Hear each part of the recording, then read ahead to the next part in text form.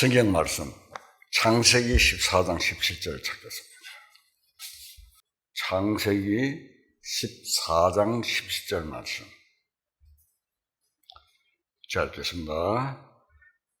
아브라함이 그돌라오메르가 그와 함께한 왕들을 처부수고 돌아올 때 소돔 왕이 사워 골짜기 곧 왕의 골짜기로 나와 그를 영접하였고 살렘 왕 멜기세덱이 떡과 포도주를 가지고 나왔으니 그는 지극히 높으신 하나님의 제사장이었더라.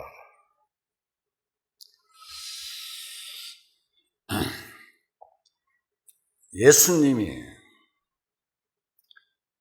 유대 땅에 오셨을 때 보면 유대인들 중에 특히 바리새인들은 예수님을 하나님의 아들로 믿지 않았습니다. 다윗 자손 중에 메시아가 이 세상에 오셔서 천하 만국을 통치하실 것을 유대인들은 성경을 통해서 믿고 있었지만 예수께서 성경 예언 속에 다윗의 자손으로 오신 하나님의 아들이신 것을 그들은 믿지 않았습니다. 사도행전 2장 33절을 찾겠습니다.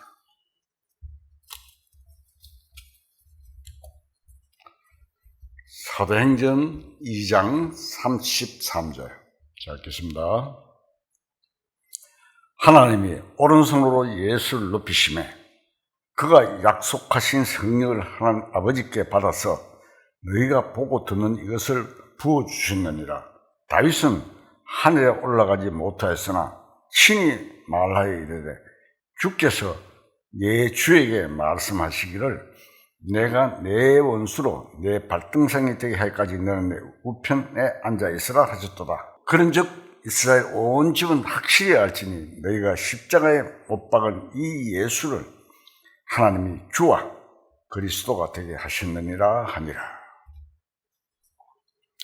자, 여기 보면 오순절에 성령이 임하실 때 베드로가 성령이 충만해가 설교를 하는 가운데서 예수님의 부활을 증거하면서 예수님의 부활은 성경에 예언되어 있는 말씀이 정확하게 응한 것이라고 베드로가 설교했습니다. 거기서 2장 29절을 한번 봅시다. 사도행전 2장 29절입니다. 형제들아, 내가 조상 다윗에 대하여 담대히 말할 수 있노니 다윗이 죽어 장사되어 묘가 오늘까지 우리 중에 있도다. 그는 선지자라 하나님이 이미 맹세하사 그 자손 중에서 한 사람을 그 위에 앉게 하리라 하심을 알고 미리 본고로 그리스도의 부활을 말하되 그가 음부에 버림이 되지 않고 그의 육신이 썩음을 당하지 아니하리라 하였더니 이 예수를 하나님이 살리시니라. 우리가 이 일의 증인이로다. 하나님이 오른손으로 예수를 높이시며 그가 약속하신 성령을 아버지께로 받아서 너희가 보고 듣는 이것을 부어주셨느니라. 다윗은 하늘에 올라가지 못하였으나 친히 말하이르되 주께서 내 주에게 말하시기를. 자, 3, 4절까지 읽겠습니다. 이 다윗은 선지자이면서 왕입니다. 그가 예언한 대로 예수님이 부활하셨습니다. 다윗은 하늘에 올라가지 못하였으니 친히 말하여 이르되 주께서 내 주에게 말씀하시기를 해서 여기 주께서라는 말은 하나님 아버지를 말합니다. 그리고 내 주에게 라는 말은 예수님을 말하는 것입니다. 다윗은 장차 예수님도 주라 했고 예수님을 부활케 하시는 하나님 아버지를 주라고 했습니다. 그러니까 하나님 아버지께서 아들 예수님께 말씀하셨다는 뜻입니다. 다윗 왕 당시에는 예수님이 아직 이 세상에 탄생하지 않으셨습니다. 이미 하나님 앞에서는 예수님이 계셨으니까 성령으로 이 말씀을 할 수 있었던 것입니다. 내가 내 원수들로 내 발판이 되게 하기까지 너는 내 오른쪽에 앉아 있으라 하셨더라. 여기 이제 개역 성경은 발등상으로 되어 있고 시편 110편 1절에 보면 발판이 되게 하기까지 라고 되어 있습니다. 자, 여기서 이제 발판이라고 하는 발등상, 발을 얹어놓는 이자를 말합니다. 예수님이 원수를 정복하고 완전히 승리하시는 모습을 말합니다. 원수가 누굽니까? 마귀잖아요. 예수님이 부활 승천하셔서 하나님 우편에 계시는 동안에 마귀를 완전히 정복하시고 짓밟는 것을 말합니다. 이런 말씀들이 히브리서 1장에도 있고 그 밖에 여러 곳에 있습니다. 이것은 굉장히 중요한 말씀이기 때문에 신약 성경 여기저기에 이 말씀을 인용한 것입니다. 예수님의 부활은 성경에 예언한 말씀이 그대로 응한 것입니다. 지금 우리 주님께서는 부활 승천하셔서 하나님 우편에 계십니다. 부활하고 다시 살아나는 건 또 다릅니다. 정확하게 구분을 할 줄 알아야 됩니다. 부활은 우리 주 예수님에게 부활한 사람이 없습니다. 하나님 우편에 계신다고 하니까 예수님이 우리 사람처럼 물리적으로 오른편에 계신 것 같이 생각하기가 쉽습니다. 하나님은 육신이 아니신데 무슨 우편이 있고 또 좌편이 있겠습니까? 성경적으로 예수님이 승천하셔서 하나님 우편에 계신다는 말은 물리적인 방향을 가리키는 것이 아닙니다. 에베소서 2장 5절을 찾겠습니다.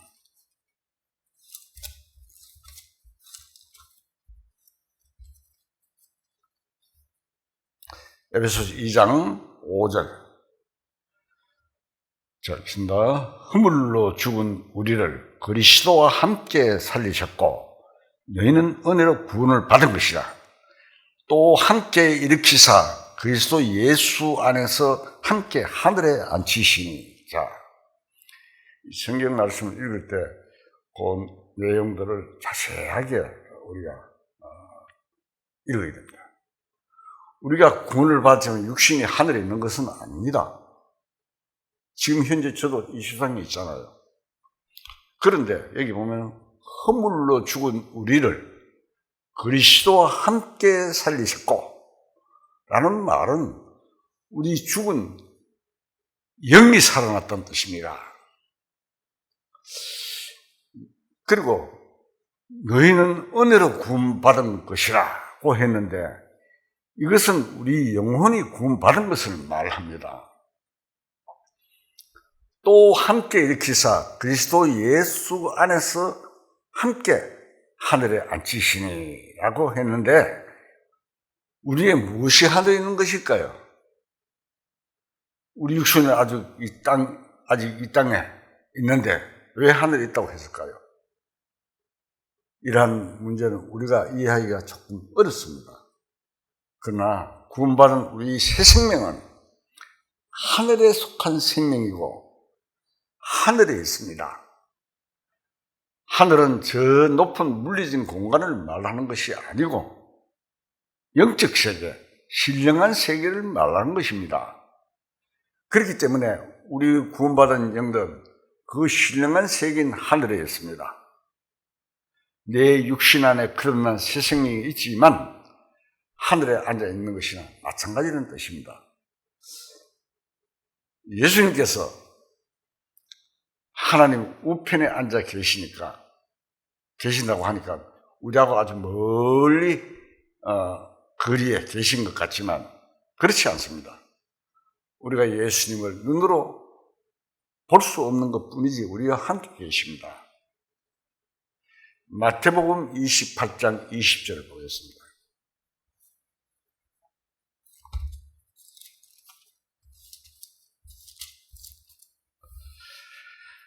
마태복음 28장 20절.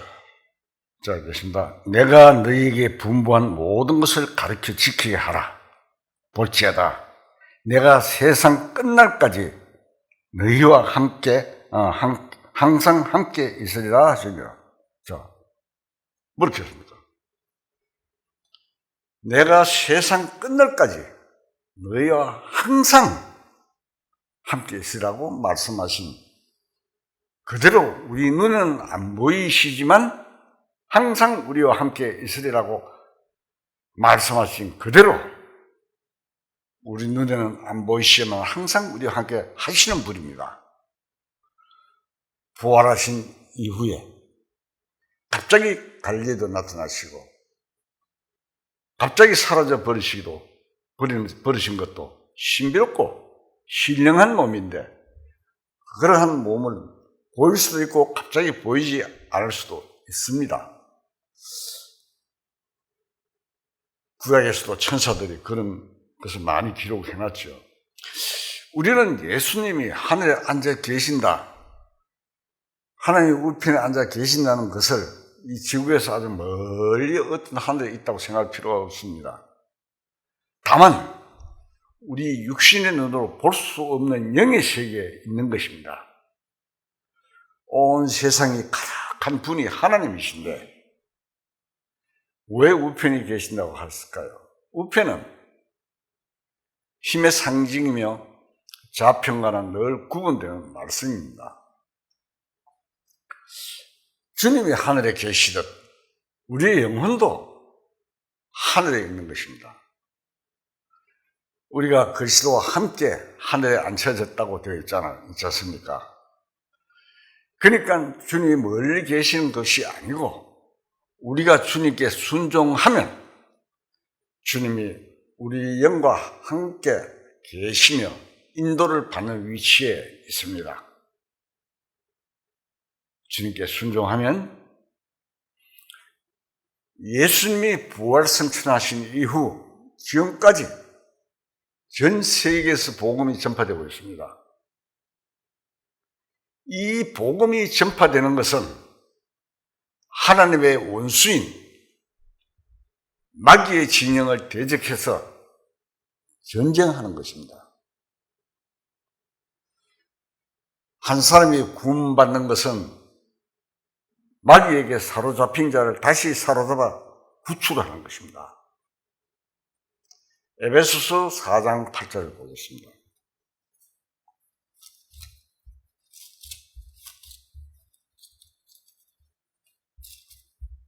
에베소서 4장 8절. 그러므로 이르기를 그가 위로 올라가실 때 사로잡혔던 자들을 사로잡으시고 사람들에게 선물을 주셨다 할도다. 자, 이게 보면 그가 위로 올라가실 때 사로잡혔던 자들을 사로잡으시고라고 했습니다. 마귀에게 포로가 되어 있는 사람을 구원하는 것은 마귀로부터 그 사람을 다시 주님이 사로잡으시는 것입니다. 실제로 복음의 역사는 마귀와 투쟁을 해서 주님이 마지막 승리를 향해서 가고 있는 과정인 것입니다. 우리는 그 전투에서 주님의 포로가 된 사람들입니다. 예수님이 부활하지 않으셨으면 우리가 주님에게 속할 수가 없습니다. 골로새서 15장 55절부터 56절까지입니다. 사망과 너희 승리가 어디 있느냐? 사망과 너희 소는 것이 어디 있느냐? 사망이 소는 것은 죄여 죄의 권능은 율법이라. 여기 보면은 사망한 너희 소는 것이 어디 있느냐? 사망이 소는 것은 뭐라고 했습니까? 죄요 라고 했습니다. 사망에서 생명으로 문이 열리지 않으면 절대로 우리가 구원을 받을 수가 없습니다. 예수님이 부활하셨기 때문에 우리가 구원을 받은 것입니다. 로마서 10장 9절을 보겠습니다. 로마서 10장 9절. 내가 만일 내 입으로 예수를 주로 시인하며 또 하나님께서 그를 죽은 자 가운데서 살리신 것을 내 마음에 믿으면 구원을 받으리라. 자, 여기 보면 내가 만일 내 입으로 예수를 주로 시인하며 또 하나님께서 그를 죽은 자 가운데서 살리신 것을 내가 내 마음에 믿으면 구원을 받으리라 되어 있습니다. 그렇기 때문에 주님이 부활 승천하였다는 그 자체가 우리를 해방시키는 일이었습니다. 선물 주셨다 그랬죠. 이 선물이 곧 구원입니다. 에베소서 다시 한번 4장 9절 봅시다.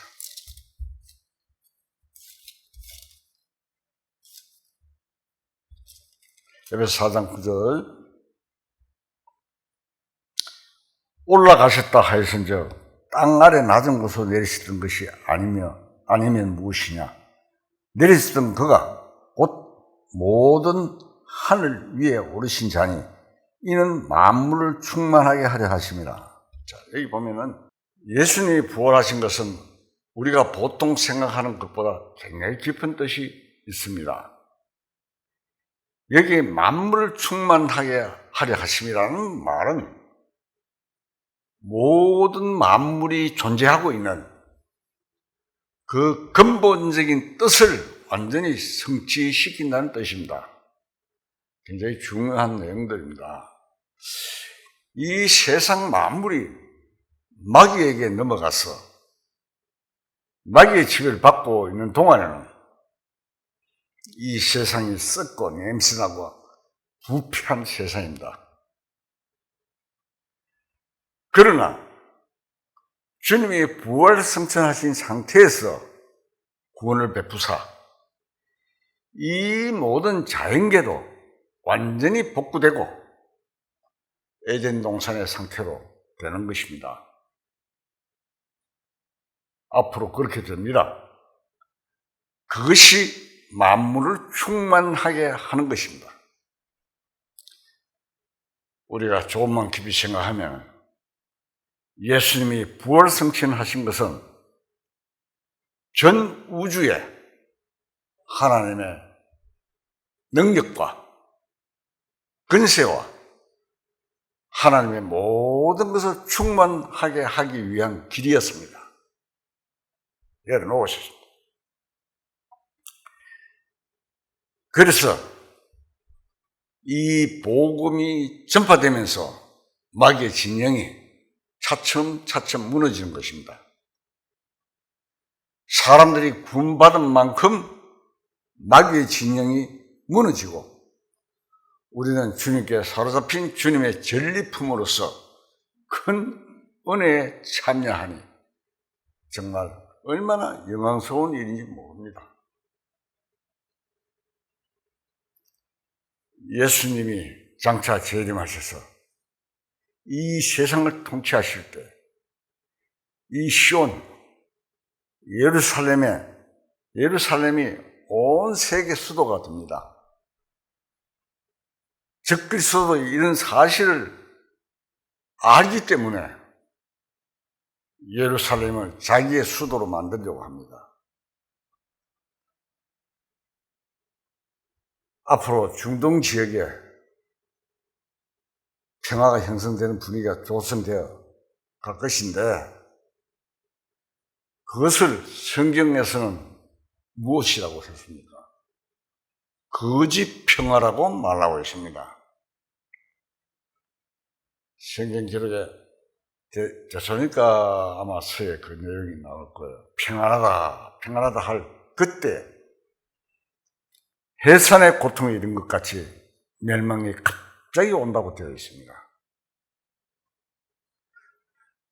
거짓 평화니까 어느 날 갑자기 주님이 공중 강림하시면 들림받는 일이 있고, 그 다음에는 이 세상이 어떻게 됩니까?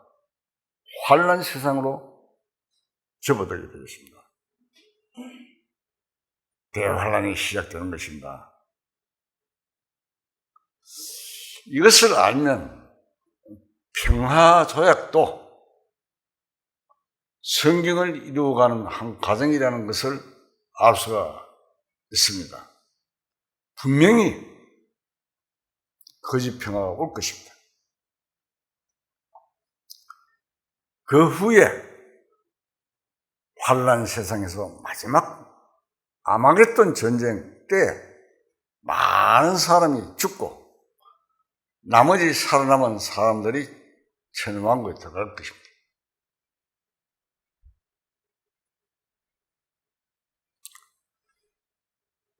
그때 예수님이 통치하신 세상이 됩니다. 그때는 만국을 철장으로 다스린다고 되어 있습니다. 계시록 19장 15절을 한 봅시다.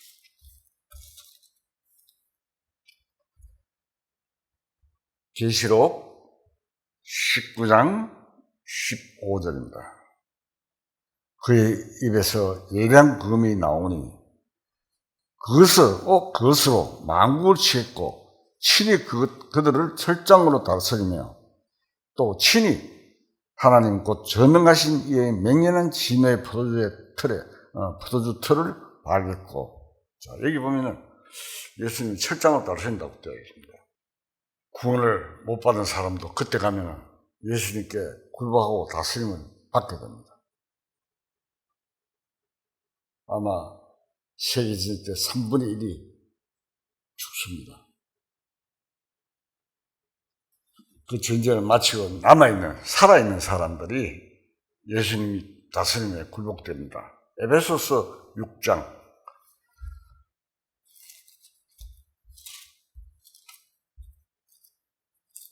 에베소서 6장 10절. 에베소 6장 10절 제가 읽겠습니다. 끝으로 너희가 주 안에서와 그 힘의 능력으로 강건해지고 마귀의 관계를 능히 대적하기 위하여 하나님의 전신갑주를 입어라. 우리의 씨름은 혈과 육을 상대하는 것이 아니요 통치자들과 권세들과 어둠의 세상 주관자들과 하늘에는 악의 영들을 상대합니다. 자, 여기 보면은 이 말씀은 현재 우리가 구원받은 사람으로서 이 세상에서 신앙생활을 하면서 영적인 전쟁을 할 때 갖추어야 할 무장을 말하는 것입니다. 또 한번 봅시다. 계시록 19장 14절.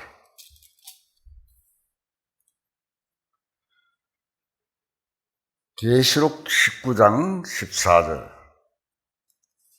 하늘에 있는 군대들이 희고 깨끗한 세마포옷을 입고 백마를 타고 그를 따르더라. 그의 입에서 예리한 금이 나오니 그것으로 만국을 치겠고 친히 그들을 철장으로 다스리며 또 신이 하나님 곧 전능하신 이의 맹렬한 진노의 포도주 틀을 발겠고 그 옷과 그 다리에 이름을 쓴 것이 있으니 만왕의 왕이요 만주의 주라 하였더라. 자, 여기 말씀 보면 재림하시는 관객입니다. 이 가운데 특히 14절에 보면은 하늘에 있는 군대들이 희고 깨끗한 세마포 옷을 입고 백마를 타고 그를 따르더라 라고 기록되어 있습니다. 하늘의 군대가 여러분들 생각할 때 누굽니까? 천사들만 말하는 것이 아닙니다. 구원받은 사람도 포함되어 있습니다. 여기 보면은 세마포란 가느다란 배실로 짠 옷을 말하는 것입니다. 그것은 예복을 의미합니다. 희고 깨끗한 세마포 옷을 입은 하늘의 군대는 주의 권능의 날에 거룩한 옷을 입은 주의 백성을 말합니다. 예수님이 재림하실 이때가 바로 마지막으로 거룩한 전쟁을 하는 때입니다. 예수님이 이 세상과 마귀를 정복하실 그때의 신앙생활 정도에 따라서 왕권에 함께 동참하게 됩니다. 주의 권능의 날에 주의 백성이 거룩한 옷을 입고 즐겁게 함께합니다. 우리는 구원받고 신앙생활하는 사람들로서 역시 전쟁을 하고 있습니다. 이 영적 전쟁은 혈과 육에 대한 것이 아니라 했습니다. 정사와 권세들, 즉 마귀를 향해서 전쟁하는 것입니다. 마귀하고 전쟁하는 것이 신앙생활입니다. 마귀가 어디 있느냐고요? 마귀가 어디 있냐 하면은 내 육신 속에 있습니다.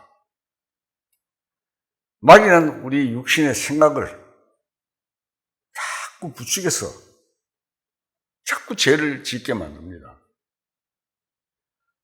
우리 육신의 생각을 자꾸 부추겨 세상의 영광이나 쾌락이나 물질 등등 마음을 자꾸 끌리도록 만드는데 우리가 정말 무장이 잘 되어 있으면 그런 생각이 올지라도 멀리하고 승리할 수 있는 신앙생활을 할 수 있을 것입니다. 기독교 역사 속에는 사도 바울을 비롯해서 많은 선교자들이 있었고 정말 신앙생활을 깨끗하게 한 사람들이 많았습니다. 과거에 모라비아 교도들이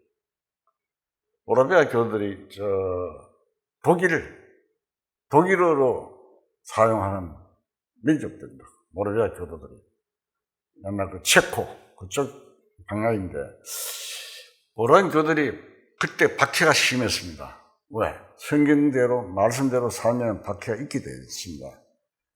박해를 피해서 미 대륙에 와가지고 예배당을 지어가지고 충실하게 신앙생활을 하면서 마귀를 물리치고 살아갔던 사람들이 같이 예수님 재림할 때 정말 거룩한 옷, 세마포를 입고 예수님을 따르는 하나의 군대가 될 수 있을 것입니다. 요한일서 2장 12절 찾겠습니다. 자, 됐습니다. 자녀들아, 내가 너에게 쓰는 것은 너희 죄가 그의 이름으로 말미암아 사함을 받았으며 아비들아, 내가 너에게 쓰는 것은 너희가 태초부터 계신 이를 알았으며 청년들아, 내가 너에게 쓰는 것은 너희가 악한 자를 이겼습니다. 자, 여기 보면은 여기 청년은 마귀와 싸움을 싸워 이기는 사람입니다. 자기 힘으로 이기는 것이 아니고 성령의 힘으로 이기는 것입니다. 예수님이 승리하셨기 때문에 그 승리가 성령으로 내게 오는 것입니다. 성령의 인도를 받는 사람은 시험과 유혹을 이기고 여러 가지 모양으로 신앙생활에서 이길 수 있는 사람인데 그가 바로 청년입니다. 주의 청년들은 성령의 힘으로 사는 사람, 성령의 인도를 받아서 사는 사람들을 말합니다. 어린아이가 되어서 안 되겠죠? 우리는 다 청년이 되어야 됩니다. 하나님은 그들을 어떤 환경에 있든지 어디를 가든지 간에 승리 생활을 할 수 있게 도와주십니다. 주의 권능의 날에 정말 예수님께서 이 세상을 심판하시는 때 그때는 현재 이 세상에서 성리 생활을 하던 사람들이 세마포, 거룩한 옷을 입고 주님의 왕권에 동참하여 이 패역한 세상, 사막 같은 세상을 겸지고 풍요롭게 만든 일을 하는 것입니다. 세마포에 대해서 계시록에 있죠. 옳은 행실이라고 되어 있습니다. 그래서 우리가 현재 이 세상에 사는 동안 신앙생활을 충실하게 하고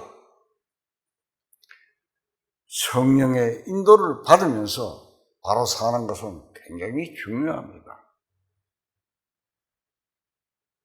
구원을 받았으면서도 신앙생활을 바로 하지 못하고 그냥 새 속에 물들어 쇠파에 휩쓸려 끌려다니는 사람이 너무도 많습니다.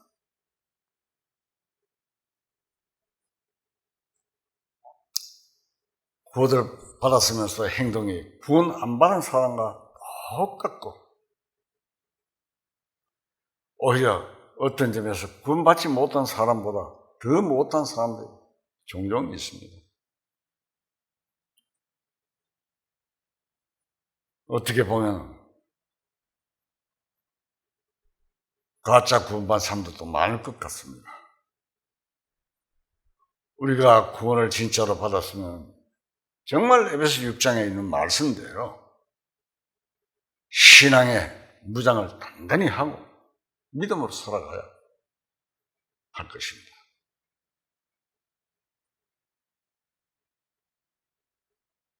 정말 중요한 내용들입니다. 거기에는 틀림없이 고난과 어려움이 따릅니다. 이것을 잘 통과하면 무한한 영광을 얻게 됩니다. 정말 마귀는 굉장히 힘이 셉니다. 그래서 구원받은 구원받은 속사람이 육신에 갇혀서 맥을 못 추는 것입니다. 이 육신을 이용하거든요. 부함질하고 묵음질하고 탐스럽게. 우리는 정신을 바짝 차려야 됩니다.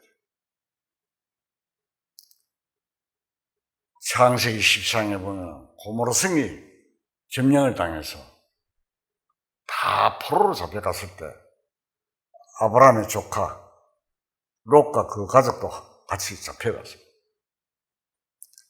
그때 아브라함이 자기 집에 데리고 있던 기르고 깃들인 사병 318명을 데리고 멀리 북쪽계까지 가서 바벨론과 아수르 지역의 동맹군들을 피하고 포로로 잡혀갔던 사람들 다 데리고 왔습니다.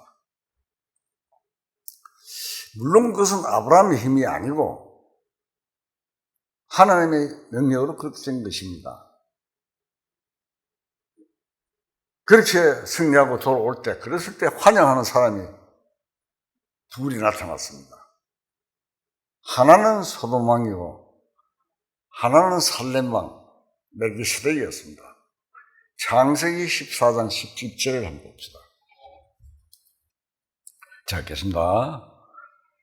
아브라함이 그돌라오멜과 그와 함께 왕을 쳐부시고 돌아올 때 소돔 왕이 사오 골짜기 곧 왕의 골짜기로 나와 그를 영접하였고 살렘 왕 멜기세덱이 떡과 포도주를 가지고 나왔으니 그는 지극히 높으신 하나님의 제사장이었더라. 그가 아브라함의 축복하여 이르되 천지의 주제시오 지극히 높으신 하나님이여 아브라함에게 복을 주시옵소서. 너희 대적을 내 손에 붙이신 지극히 높으신 하나님을 찬송할지로다 하매 아브라함이 그 얻은 것에서 10분의 1을 멜기세덱에게 주었더라. 소돔 왕이 아브라함에게 이르되 사람은 내게 보내고 물품은 네가 가지라. 아브라함이 소돔 왕이 이르되 천지의 주이시오 지극히 높으신 하나님 여호와께 내가 손을 들어 맹세하노니 네 말이 내가 아브라함으로 치부하였다고 하게 하였다 할까 하여 이게 속한 것은 한 오락이나 들매끈 한 가닥도 내가 가지지 아니하리라. 자, 여기 보면 두 내용이 나옵니다. 멜기세덱은 지극히 높은 하나님의 제사장이었습니다. 아브라함이 승리하고 올 때 멜기세덱 살렘 왕이 똑같이 환영했습니다. 그때 뭐라고 했어요? 아브라함이 네 힘이 아니다. 하나님의 능력이 된 것이다. 그렇게 하면서 환영했습니다. 자, 여기 자세히 보면 다시 한번 히브리서 한번 봅시다.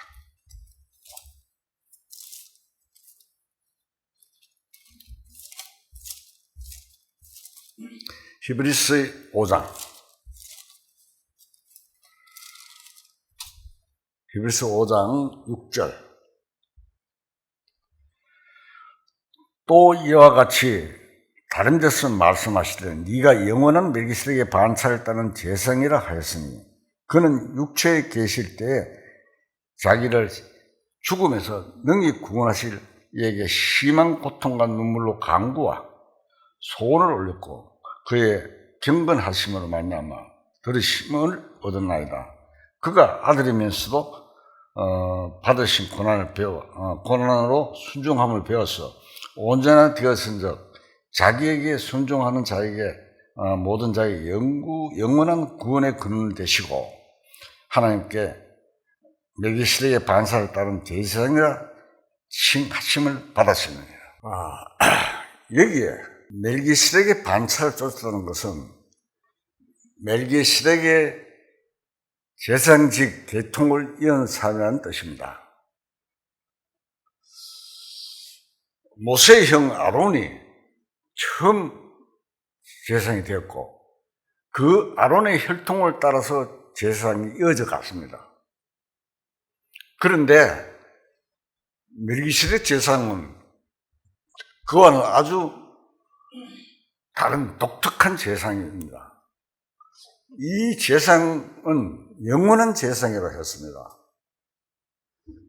그래서 이 멜기세덱의 제사장에 대해서는 해석하기가 어렵다고 말씀했습니다. 지금은 예수님이 멜기세덱의 차례를 따라서 영원한 제사장으로 하나님 우편에 계십니다. 우리가 이것을 교리적으로 안다고 멜기세덱을 아는 것이 아닙니다. 구원받은 사람이 신앙생활을 하는 데 대한 대제사장이신 예수님과 연결되어 있으면 신앙생활을 바랄 수가 있습니다. 우리가 구원을 받았지만 신앙생활에서 승리를 한다는 것은 하나님 우편에 계셔서 대제사장으로 계시는 주님과 믿음으로 연결되어 있을 때입니다. 주님과 연결되지 않다는 것은 주님을 믿는 믿음이 없는 것입니다. 히브리서 7장 1절 한번 보시죠. 히브리서 7장 1절 이 멜기세덱은 살렘 왕이요 지극히 높으신 하나님의 제사장이라 여러 왕을 쳐서 죽이고 돌아오는 아브라함을 만나 복을 빈 자라. 아브라함이 모든 10분의 1을 그에게 나누어 주니라. 그 이름을 해석하면 먼저는 의의 왕이요 그 다음에는 살렘 왕이니 곧 평강의 왕이요 아버지도 없고 어머니도 없고 족보도 없고 시장한 날도 없고 생명의 끝도 없어 하나님의 아들과 닮아서 항상 제사장으로 있느니라. 자, 이 살렘 왕에 대해서 확실히 좀 알아요. 이 살렘 왕이 뭐라고 했습니까? 아비도 없고 어미도 없고 족보도 없는 사람인데 그런 사람이 어떻게 존재하는가? 성경에는 전혀 소개되지 않았습니다. 그는 직접으로 하나님께로부터 제상으로 임명을 받았고 예수님의 그림자이기 때문에 그렇습니다. 그 멜기세덱 제사장이 아브라함을 축복했습니다. 한편 소돔왕도 아브라함을 영접했는데 이 소돔왕은 마귀의 상징입니다. 소돔왕은 뭐라 그랬습니까? 아브라함에게 매우 이익이 될 만한 제안을 했습니다. 아브라함에게 사람은 내한테 보내라. 내게 돌리고 찾은 물건 그거 다 네가 가져가라. 소돔왕이 이렇게 제안을 했습니다. 소돔왕은 아브라함을 부자로 만들어 주겠다는 제안을 했던 것입니다. 그때 아브라함은 단호히 내가 네가 주는 것은 실오리 하나로 받겠다. 실오리 하나. 안 받겠다. 저는 이런 경험이 좀 있었습니다. 이 시간에 뭐 이야기할 수는 없고요. 내가 받은 그것을 받으면 네가 나를 부자로 만들어 주었다고 할 것이다. 그런 것은 싫다고 말했습니다. 멜기세덱 제사장은 전쟁에 승리한 것은 뭐라고 했습니까? 아브라함 보고 네가 한 것이 아니고 하나님께서 너를 승리하게 하신 것이다 말하면서 아브라함을 축복했습니다. 그러면 어느 것이 더 귀합니까? 아브라함은 소돔왕이 주는 것을 아주 확실히 거절했습니다. 예수님을 대제사장으로 마음에 항상 모시고 사는 사람은 소돔왕이 주는 것, 즉 세상이 주는 것을 거절하는 것입니다. 우리는 세상에서 오는 즐거움 전혀 이상하게 생각하지 않고 느끼고 즐기는 마음을 가지고 있습니다. 이래서는 안 됩니다. 그런 동안 멜기세덱 제사장과 관계를 올바로 맺을 수 있겠습니까? 자, 우리는 소돔왕이냐 멜기세덱이냐 하는 문제입니다.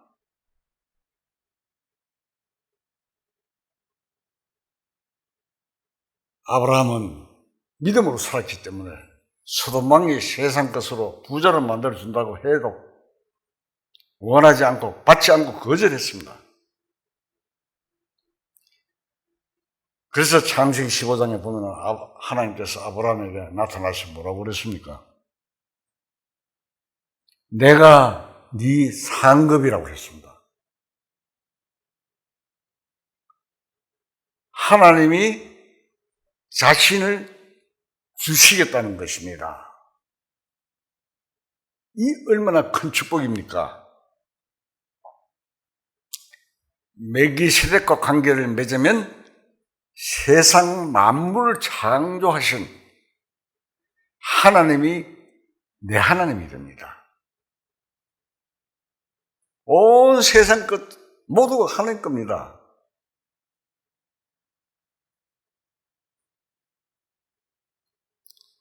히브리서 7장 24절을 찾겠습니다.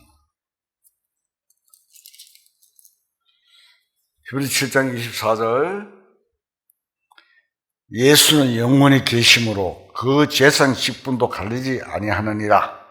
그러므로 자기를 힘입어 하나님께 나아가는 자들을 온전히 구원하실 수 있으니 이는 그가 항상 살아계셔서 그들을 위하여 간구하십니다.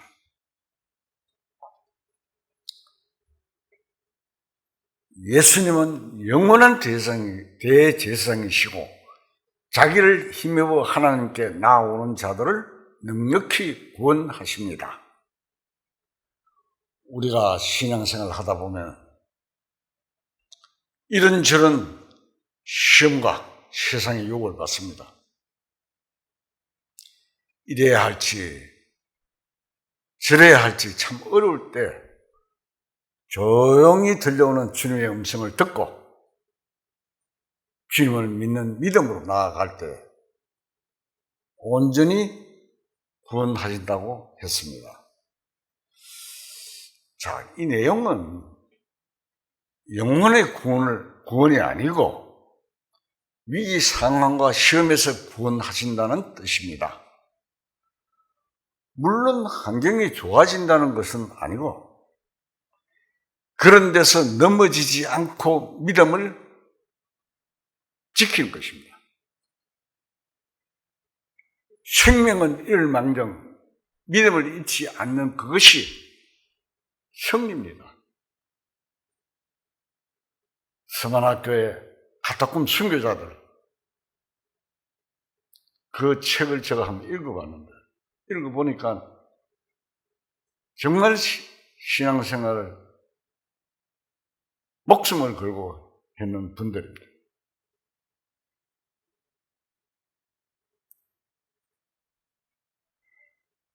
이러한 구원이 생활 구원입니다. 그러니까 멜기세덱과 관계를 맺고 사는 사람은 이 생활 속에서 계속 구원을 받아갈 수 있는 것입니다. 우리는 어려움과 시험을 받을 때 이것을 생각해야 됩니다. 주님이 이 시간에도 나를 위해서 기도하고 계십니다. 히브리서 4장 15절 히브리서 4장 15절 우리에게 있는 대제사장은 우리의 연약함을 동정하지 못하시리라 아니요 모든 일에 우리와 똑같이 시험을 받으신 이로되 죄는 없으시니라. 우리는 연약합니다. 어떤 일에 시험을 받거나 문제가 생기면 굉장히 괴로워하고 답답해합니다. 그때 주님도 우리 연약함에 동참을 하십니다. 주님 우리 사랑 모르실 분이 아닙니다. 이 말씀에 보면은 우리에게 있는 대제사장은 우리 연약함을 동정하지 못하시가 아니라고 했습니다. 이런 말씀에서 우리는 큰 힘을 얻습니다. 예수님도 이 세상에 계실 때 죄 없었지만 여러 가지 시험을 받으셨습니다. 많은 시험을 받았죠. 바리새인, 사두개인, 제사장, 등등 그때 기독급에 있는 사람들한테 많은 시험을 받았어요. 마귀로부터 직접도 받고. 예수님 여러 가지 시험을 당하신 것은 영원한 뜻 안에서 우리를 위한 것입니다. 예수님 자신을 위해서 그런 걸 왜 받아야 되는데? 한마디 말을 하면 다 쓰러지겠는데 우리를 위해서 하신 것입니다. 현재도 예수님이 우리가 이 세상에서 겪고 있는 시험과 고난을 아시고 함께 맛보고 계십니다. 4장 16절 다시 한번 읽읍시다. 히브리서 4장 16절 그러므로 우리는 긍휼하심을 받고 때를 따라 돕는 은혜를 얻기 위하여 은혜의 보좌 앞으로 담대히 나갈 것이니라. 자, 여기 보면 그러므로 우리는 긍휼하심을 받고 때를 따라 돕는 은혜를 얻기 위하여 은혜의 보좌 앞에 담대히 나아간다고 되어 있습니다. 은혜의 보좌가 어디입니까? 성전 안에 들어가면 지성소가 있는데 제사장이 그곳에서 제물을 바칩니다. 지금은 예수님이 하나님 우편에서 당신의 피를 가지고 제사를 드리고 있습니다. 거기가 은혜의 보좌입니다. 우리는 부족하고 약하지만 주님은 그걸 아시고 위해서 기도하시고 대변해 주신다. 세상에서도 문제가 생긴 변호사 사죠.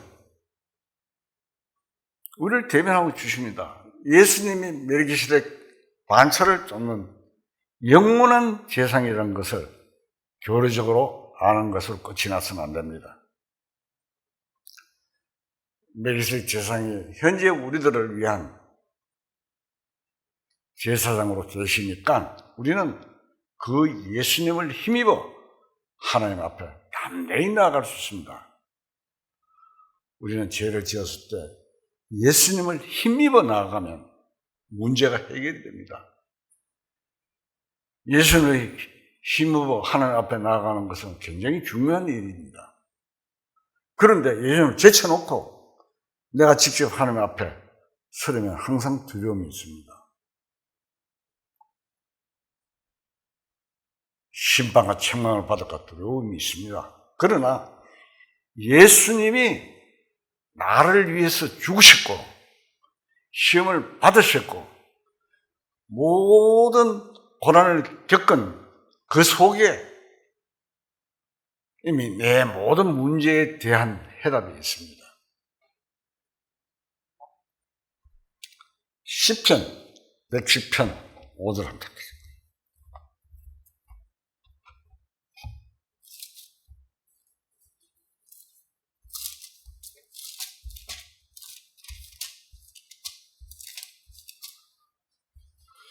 시편 110편 5절.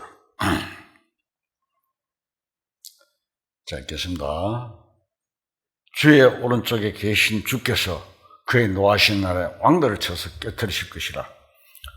문 나라를 심판하여 시체로 가득하게 하시고 여러 나라의 머리를 쳐서 깨뜨리시며 길가에 시냇물을 마심으로 그의 머리를 드시려다.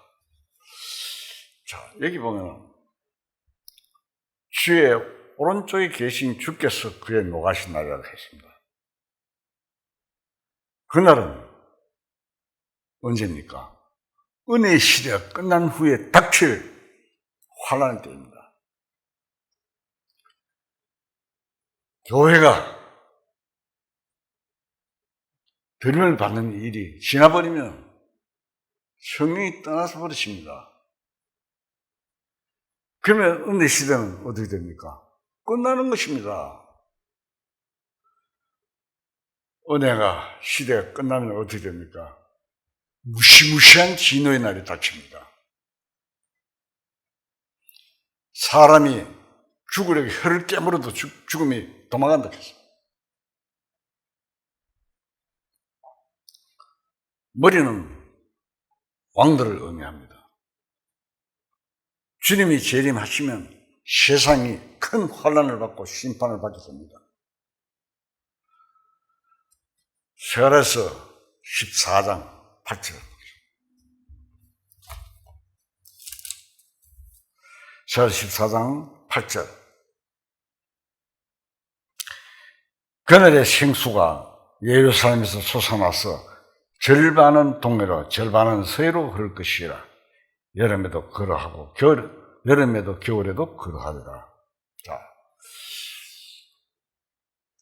그때가 되면 주님이 재림하시고 그날 되면 생수가 예루살렘에서 솟아나가지고 절반은 동해로 절반은 서해로 흐른다고 되어 있습니다. 여름도 겨울도 그러한다.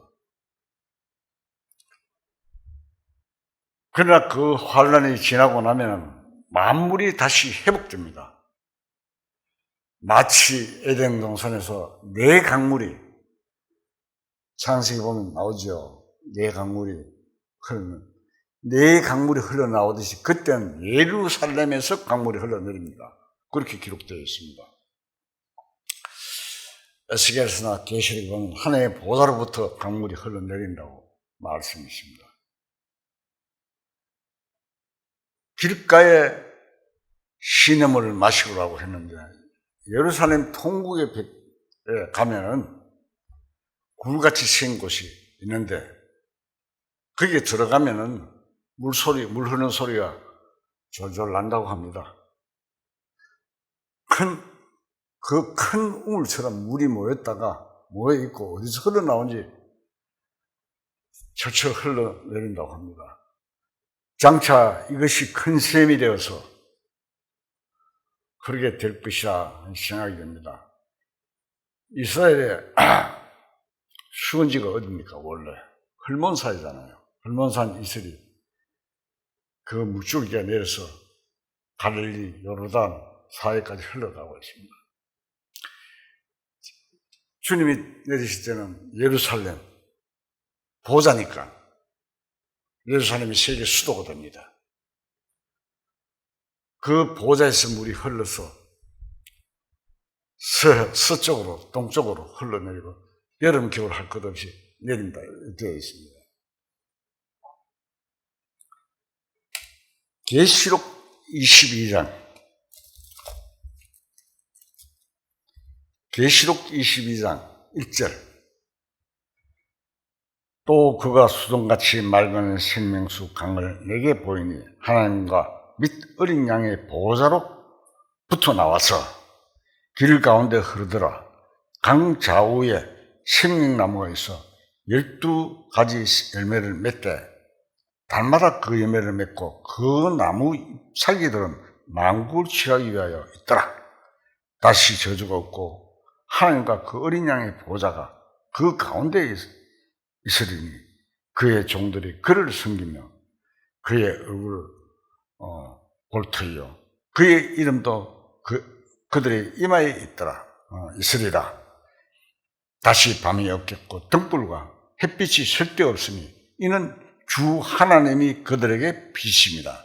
그들이 세세토록 왕노하리로다.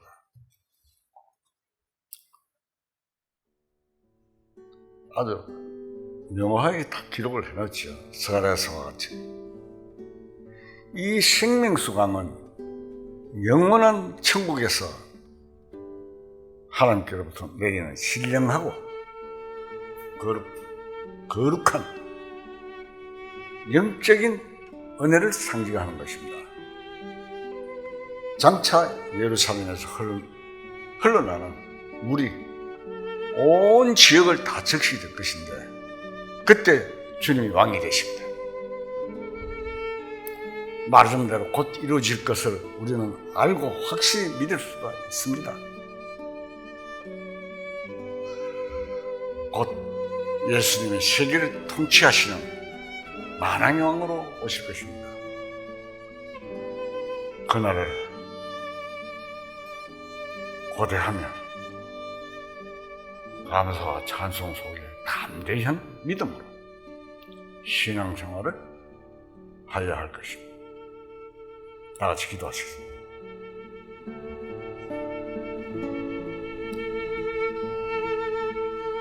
공의로우시며 전능하신 하나님 아버지,